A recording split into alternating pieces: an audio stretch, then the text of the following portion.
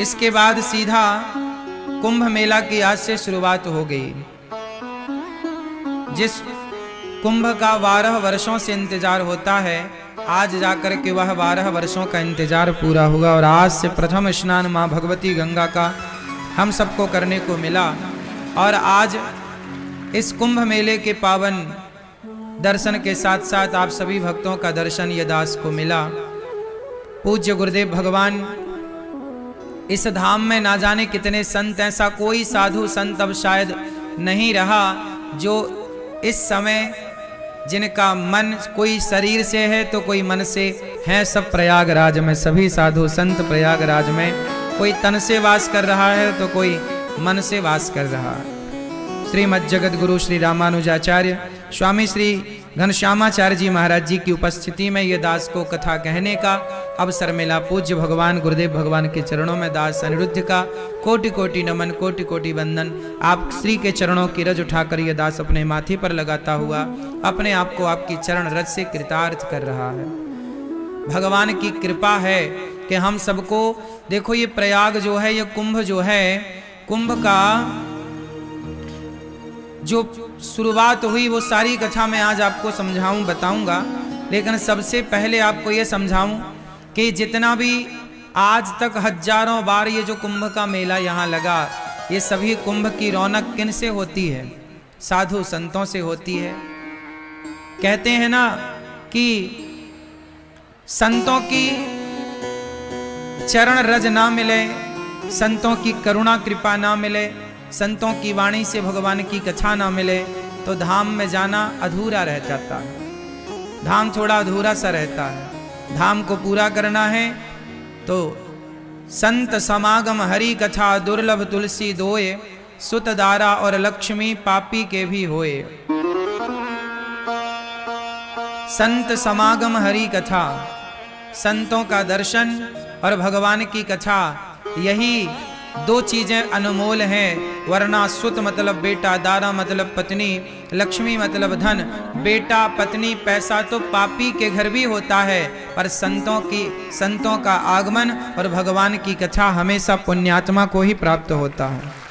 तो आप सभी बड़े पुण्यात्मा हैं कि आप सब कुंभ के मेले में बैठ करके भागवत जी की कथा कहने सुनने का लाभ ले रहे हैं। और ये दास अनिरुद्ध को भी प्रथम बार कुंभ मेले में इस तरह से कथा की शुरुआत करने का, कथा कहने का दास को मौका मिला। और आज से गौरी गोपाल भगवान की कृपा से वृंदावन में तो अखंड गौरी गोपाल जी की रसोई चल ही रही है। लेकिन प्रयागराज ने, गंगा मैया ने प्रेरणा दी कि कुंभ में जो करोड़ों भक्त आएंगे, उन भक्तों के लिए भी गौरी गोपाल भगवान की ओर से हजारों भक्तों को भोजन प्रसादी की व्यवस्था हो। तो आज से यहाँ पर 45 दिन के लिए, जब तक ये कुंभ का मेला है तब तक के लिए अखंड रसोई, अखंड अन्न क्षेत्र वृंदावन में तो बट ही रहा है। गौरी गोपाल जी की रसोई और अन्न क्षेत्र, आज से यहाँ भी अन्न क्षेत्र प्रारंभ हो गया है। जो अखंड गौरी गोपाल भगवान का अन्न क्षेत्र, जो कि अखंड प्रयाग में कुंभ के इस पावन मेले पर सबको प्रसादी दे करके, सबकी अन्न की सेवा करके, करा करके ये पुण्य के भागीदार आप सब बनेंगे। तो मेरी आप सबसे विनती और प्रार्थना है कि आप लोग भी इस अन्नदान से पीछे ना रहिएगा। प्रयागराज में कुंभ के मेले में जो ये अखंड रसोई चल रही है गौरी गोपाल भगवान की, हजारों साधु संत से लेकर हजारों दर्शनार्थी भक्तजन जो गंगा में डुबकी लगा रहे हैं, वो प्रसाद पाएं तो हमारा और आपका तो अन्न जब कोई भक्त खाकर के डुबकी लगाए तो उसका पुण्य हमें भी प्राप्त होता है। इसलिए ये पुण्य की गंगा है। आपकी भी अन्न क्षेत्र यहाँ गौरी गोपाल भगवान की ओर से जो बट रहा है, आपकी भी सहभागिता हो, आपका भी योगदान इसमें हो तो अच्छा है कि आपका भी अन्न भक्त जन खाएं और जीवन को कृतार्थ करें। ये सेवा है। अन्य सेवा से बड़ी कौन सी सेवा होगी? और ये तो भगवान ने बड़ी करुणा कृपा की कि हम सबसे ये सब कुछ सेवा ठाकुर जी ले रहे हैं। वरना कई लोग ऐसे हैं कि सेवा देने को तैयार हैं लेकिन लेने वाला कोई नहीं है। ये तो बड़ी कृपा है कि भगवान ने आपको देने लायक भी बनाया है कि आप भी दें तो कुंभ मेले में आपका भी ये गौरी गोपाल भगवान का जो अन्न क्षेत्र बट रहा है, इस अन्न यज्ञ में आपकी भी सहयोग की आहुति लगे और आप भी अपनी बेटी के नाम से, बेटे के नाम से, माता पिता के नाम से यहाँ भी अन्नदान, अन्न क्षेत्र बंटवाकर पुण्य की भागीदार बने। आप जहाँ हैं वहीं से कुंभ में नहीं आ पाए तो मानसिक प्रणाम करें और आपका भी अन्न यहाँ तक पहुँचे, ऐसा प्रयास करें। आए हैं तो आकर सेवा करें, अपने हाथ से सेवा करें। ये आज से यहाँ की सेवा स्टार्ट हुई। प्रिय भक्तों,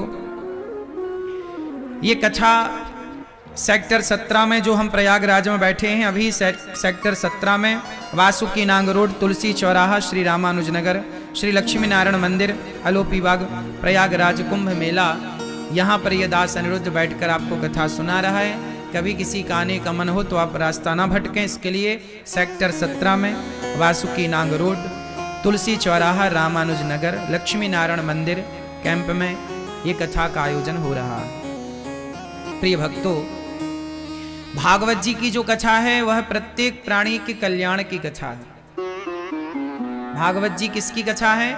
प्रत्येक प्राणी के कल्याण की। और आज हम कितने भाग्यशाली हैं कि कुंभ के मेले में बैठकर, जहां अब ये कुंभ क्यों लगता है, 12 वर्ष में एक बार क्यों आता है, इसका भी विज्ञान में आपको बताऊं। देखिए, विज्ञान साइंटिस्टों को, वैज्ञानिकों को आज पता चला कि बृहस्पति का चक्कर 12 वर्षों का होता है। हमारे ऋषि मुनियों को हजारों साल पहले पता लग गया कि जब बृहस्पति का एक चक्कर पूरा होता है, बृहस्पति की एक परिक्रमा जब पूरी होती है तो 12 वर्ष में पूरी होती है। और जब एक परिक्रमा बृहस्पति जी की पूरी होती है तब हमारे यहाँ एक कुंभ का आयोजन होता है 12 वर्ष में एक बार। दुनिया आज जानती है, ग्रह नक्षत्रों के बारे में आज बातें करती है। हमारे यहाँ पहले से कितना साइंटिफिक रहा है हमारा सनातन धर्म। हजारों साल से ये परंपरा चली आ रही है। जानते हैं ये कुंभ का मेला कब से चला आ रहा है? जब समुद्र मंथन हुआ, और समुद्र मंथन से जब सबसे पहले अमृत, सबसे अंत में अमृत निकला, तो उस अमृत की वो कुछ बूंदें आकर के 4 स्थानों पर गिरी। उन 4 स्थानों में एक स्थान है प्रयागराज। जब प्रयागराज जी में अमृत की बूंदें गिरी तो यहाँ पर अमृत की बूंदें इसी माह में, इसी समय पर वह बूंदें जब आकर गिरी, तब से लेकर आज तक उसी तिथि पर, उसी समय पर कुंभ का मेला लगाया जाता है। और कुंभ के मेले में हम सब दरस परस करते हैं गंगा मैया का, संगम का, क्योंकि कहा जाता है कि वो अमृत की जो बूंदें हैं, वह अमृत की बूंदें कहाँ हैं? आज भी वह अमृत की बूंदें हम सबके भीतर अमरता भर रही हैं। कौन सी अमरता? आज तक कौन व्यक्ति अमर हुआ? देखो, इस पूरे कथाक्रम को मैं आपको बहुत सहजता और सरलता से समझाऊं तो बहुत प्रेम से समझना पड़ेगा समुद्र मंथन को। अच्छा, एक बात बताओ, जब समुद्र मंथन हुआ तो सबसे पहले क्या निकला? अमृत निकला कि विष निकला? क्या निकला? पहले निकला विष, आखिरी में निकला अमृत। जब आखिरी में अमृत निकला तो क्या हुआ जानते हैं? आखिरी में अमृत जब निकला तो आखिरी में अमृत निकला ना, पहले क्या निकला? विष। इसका अर्थ है कि जो प्रयागराज में कुंभ लगता है, ये समाज को यह मैसेज देता है कि कुंभ का मेला अमृत की बूंदों के कारण मनाया जाता है, लेकिन इस अमृत की बूंदों तक पहुंचने के लिए पहले आपको उस विष से भी तो गुजरना पड़ेगा। कौन सा विष?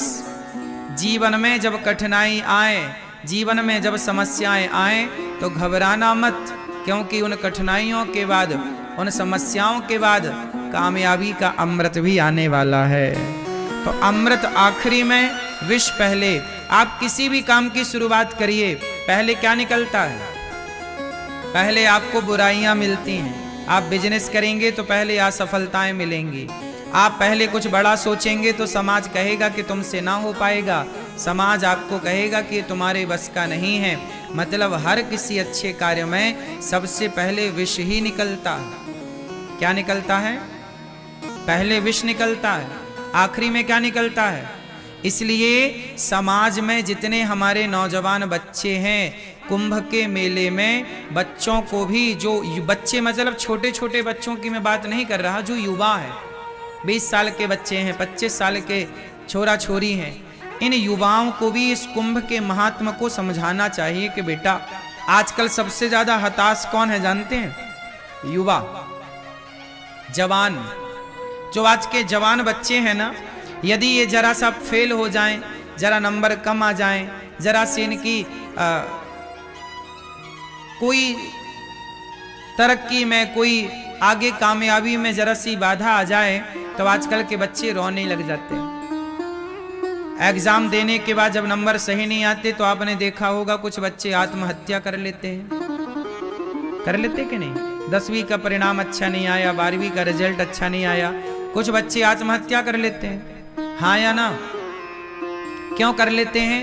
क्योंकि आप लोगों ने उन्हें ये नहीं बताया कि बेटा, आज यदि असफलता मिली है तो असफलता से घबराना नहीं चाहिए। आज असफलता मिली है तो प्रयास करते रहिए, कल कामयाबी भी तो मिलेगी, सफलताएं भी तो मिलेंगी। उस सफलता का सूचक है ये कुंभ, ये प्रयागराज। भाई, समुद्र मंथन हुआ था सतयुग में, आज चल रहा है कलयुग। इसके बीच में हजारों साल, लाखों वर्ष बीत गए लगभग, है ना? हजारों वर्ष बीत गए, कितनी सदियां बीत गईं, कितना कुछ बीत गया, आज तक ये कुंभ का सिलसिला चल रहा है। तो समाज को यही तो बताया जा रहा है कि बेटा, यदि असफलता आई तो असफलता को ग्रहण किसने किया? जब समुद्र मंथन से जहर निकला तो किसने पिया? बोलो मेरी मां, किसने पिया? भगवान शंकर ने। भगवान शिव ने क्या पिया? विष पिया। शंकर जी ने पिया विष और देवताओं ने पिया अमृत। तो बताओ, देवता अमृत पीकर देवता बड़े भये कि विष पीकर शंकर जी बड़े भये? देवताओं ने पिया अमृत तो देवता देव कहलाए, शंकर जी ने पिया जहर तो देवाधिदेव महादेव कहलाए। अमृत पीने वाला बड़ा नहीं हुआ, विष पीने वाला बड़ा हो गया। इसलिए जीवन में असफलताओं का विष आए तो कभी घबराने की जरूरत नहीं है। असफलता भी सफलता की एक सीढ़ी है। असफलता भी सफलता की एक सीढ़ी है। इसलिए ये हमारा जो प्रयाग है, हमारा ये जो कुंभ का मेला है, कुंभ का मतलब होता है घड़ा, घड़े से छलकी हुई बूंदे अमृत की। अच्छा, घड़ा, अच्छा ये बताओ, आपका शरीर भी तो एक घड़ा है? बोलो हाँ कि ना? अच्छा, आपके शरीर में, यदि आपका शरीर एक घड़ा है, उदाहरण मान लो शरीर हमारा घड़ा है, अच्छा आपका जो मस्तक है, सिर है, ये भी तो घड़े के आकार का है, नहीं है?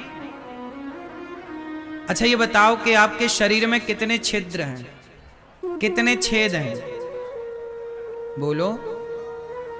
नवद्वारे पुरे देही। कितने छिद्र हैं? वैसे तो रोम छिद्र करोड़ों हैं, बहुत हैं, लेकिन जो मुख्य छिद्र हैं वह 9 हैं। हमारे शरीर में कितने छेद हैं? 9। 2 आंख, 2 नाक, 2 कान, 1 मुंह, कितना हुआ? हो गए 7। 1 मूत्र द्वार और 1 मल द्वार, टोटल 9 द्वार का ये शरीर है। अच्छा मुझे एक बात बताओ कि एक घड़ा है और उस घड़े में 9 छेद हैं, और 9 छेद वाले घड़े में यदि पानी भरना है तो बताओ कैसे पानी भरेंगे? मैया आप बताओ। हैं? एक घड़ा है आपके हाथ में, माना कि उसमें 9 छेद हैं, अब पानी भरना है, बताओ कैसे भरेंगे? गंगा जी का जल भरना है, कैसे भरेंगे बताओ? कैसे मेरी मां? भैया आप बताओ कैसे भरेंगे? हैं? ज्ञान से नहीं भरना, गंगा जी का जल भरना है। कौन सा ज्ञान बताओ हमें? हैं? ज्ञान से। मैया कैसे भरा जाएगा बताओ? हैं? एक तरफ से पानी भरो तो दूसरी तरफ से निकल जाए। घड़े में छेद 9 है ना, एक तरफ से भरो तो दूसरी तरफ से निकले, दूसरे से भरो तीसरे से निकले। एक ही समाधान है, उस घड़े को ले जाओ और पानी में गंगा जी में डुबा दो। जब गंगा जी में वो घड़ा डूब जाएगा तो भर जाएगा कि नहीं? और डूबे बिना क्या भरेगा? बोलो, क्या डूबे बिना भर सकता है?